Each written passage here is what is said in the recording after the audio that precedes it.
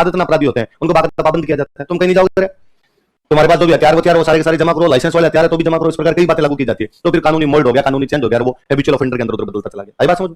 एक और सुनो, जब मैं ये यूं पढ़ाता हूं तो भाई कि भैया क्यों आंदोलन करना पड़ गया, क्योंकि सरकार का कानून है। तो क्या सरकार का कानून गलत था? गलत तो नहीं है, एक प्रकार से देखो तो सही है। सरकार तो लोगों की रक्षा ही तो कर रही है। यदि यहाँ के लोग अपराध कर रहे हैं तो उन लोगों को पकड़ने के लिए, बाकी जनता को बचाने के लिए इस प्रकार के कानून बनाने जरूरी। आप ये सकते हो कानून ज्यादा सही था, कम सही था, ज्यादा बुरा था, कम बुरा था, उस पर डिबेट हो सकती है, पर अच्छे या बुरे पे कोई डिबेट नहीं, सरकार का कानून सही है।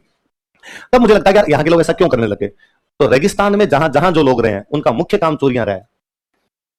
दुनिया के किसी भी क्षेत्र में रेगिस्तान के अंदर जो रहा है उन्होंने डाके ही मारे हैं, क्योंकि सोर्स ऑफ इकोनॉमी कुछ तो होना चाहिए यार आपका।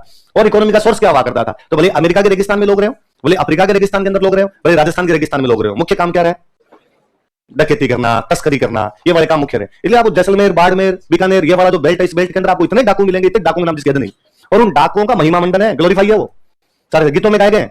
लोगों ने कहा शाबाश क्या आदमी था यार, डाके मार के लाता था। अरे इसमें अच्छी बात क्या है? गांव का पेट वही पालता था भाई, वो नहीं होता तुम्हारा पूरा गांव भूखा मरता। सारे के सारे वही क्या करते थे।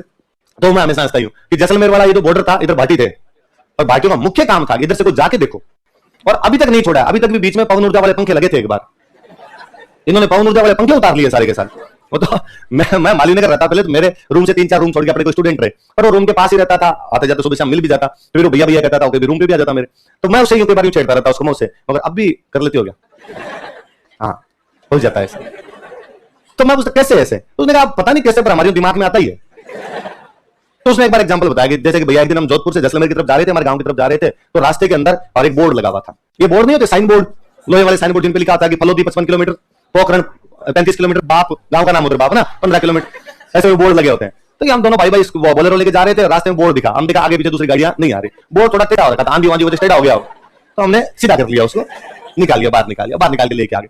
तो मैं जब आपने उखाड़ा था आपके दिमाग में नहीं कि क्या काम आएगा, कि हमने सोचा कुछ ना कुछ तो आ ही जाएगा, एक बार लेते हैं आगे आगे देखेंगे क्या काम आएगा।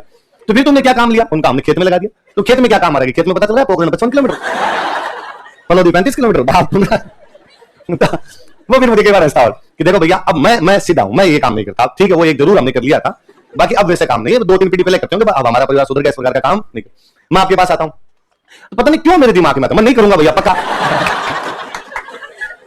तो जब ये बुक्स वगैरह देखता हूं, मेरे रूम में बुक्स के अलावा और क्या मिले उसको, कि बुक्स जब देखता हूं तो मुझे लगता है किताब जोरदार है, इसका कवर भी जोरदार है। मैं छोटे वाले भाइयों को हमेशा हंसता कि ये बुक्स अपनी सब बंद रखा करो रे, ये कभी ना कभी बुक्स लेके जाएगा। अरे सर नहीं लेके जाऊंगा, पक्का हाथ नहीं लगाऊंगा, पर देखो आदत है जो अंदर से जाती नहीं है, तो नहीं जाते, एकदम चौड़े धाड़े यूं क्या कि करना है तो करना है। तो इतने गीत गाए जाते हैं, मतलब उस साइड के खूब सारे डाकू।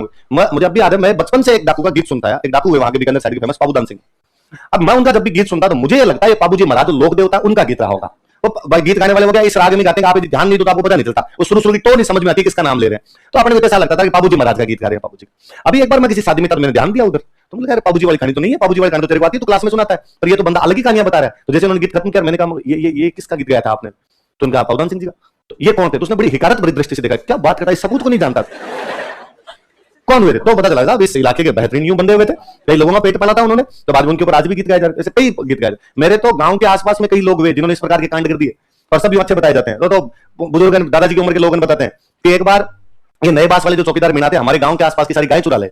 गाय बीड़ में चरने के लिए गई, बीड़ समझते हो, जंगल जो होता है, जंगल में चरने के लिए गई, नए बास वाले मीना पड़े जो आसपास के 7-8 गांव की चुरा के ले गए। हमारे गांव वाले जो डाकू थे वो उस दिन और कहीं गए हुए थे, उनका धड़ा कहीं और था।